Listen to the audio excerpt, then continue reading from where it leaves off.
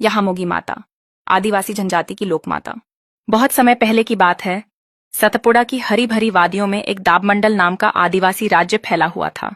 इस राज्य में नाहल, वसावा, मावची जैसी अनेक जनजातियां रहती थीं। राज्य को कई भागों में बांटा गया था, जिन्हें पाटी कहा जाता था। पश्चिम की आंबुड़ा पाटी में एक पराक्रमी राजा था, ताराहामल। उसकी रानी उमरावाणु और उनका पुत्र राजा पांठा न केवल साहसी थे, बल्कि प्रजावत्सल भी। इसी दाबमंडल की मावचार पार्टी में एक धनी किसान की 7 बेटियां थीं। उनमें चौथे नंबर की बेटी थी यहामोगी। वह बहुत सुंदर थी, इतनी कि उसकी बड़ी बहनों के विवाह रुक गए थे। यही कारण था कि उसकी बहनें उससे नाराज रहती, ताने मारती। एक दिन तानों से आहत होकर यहामोगी चुपचाप घर छोड़कर जंगल की ओर निकल गई। उसी समय राज्य में 12 वर्षों का भीषण अकाल पड़ा था। न बारिश थी, न अन्न। लोग जंगलों से कंदमूल खाकर जिंदा रहने की कोशिश करते थे। यहामोगी भी ऐसे ही एक समूह के साथ भटकती रही। भूख और थकावट के कारण वह एक दिन एक पेड़ के नीचे गिर गई। तभी वहां शिकार पर निकले राजा बाहागोरिया की नजर उस पर पड़ी। उन्होंने उसे अपने घर लाकर बेटी की तरह पाला। रानी देवगुंदर ने भी उसे स्नेह दिया और उसका नाम रखा, पोहली पांडर। समय बीता। यहामोगी अब युवती बन चुकी थी। उसकी सुंदरता और सरलता ने राजा पांठा का मन मोह लिया।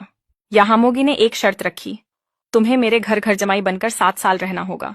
राजा पांठा ने यह शर्त मान ली। लेकिन जब वह 7 साल बाद अपने घर लौटा तो उसके पिता ने उसे घर में घुसने से मना कर दिया।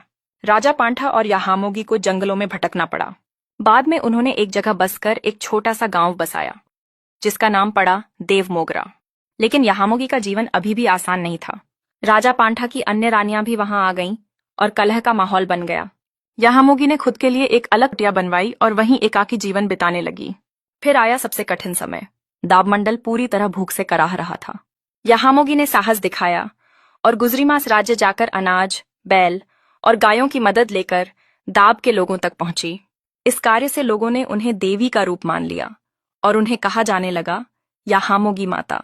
यहामोगी के देहांत के बाद राजा पांठा और उसके मित्र विना ठाकुर ने उसकी एक स्वर्ण मूर्ति बनवाकर एक छोटी कुटिया में स्थापित की। लेकिन जब राज्य पर आक्रमण हुआ तो मूर्ति को जमीन में छिपा दिया गया।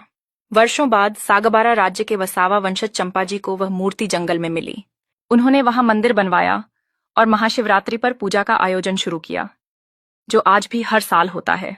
यह केवल एक महिला की कहानी नहीं है, यह सेवा, त्याग, नारी शक्ति और आदिवासी संस्कृति की जीवंत गाथा है।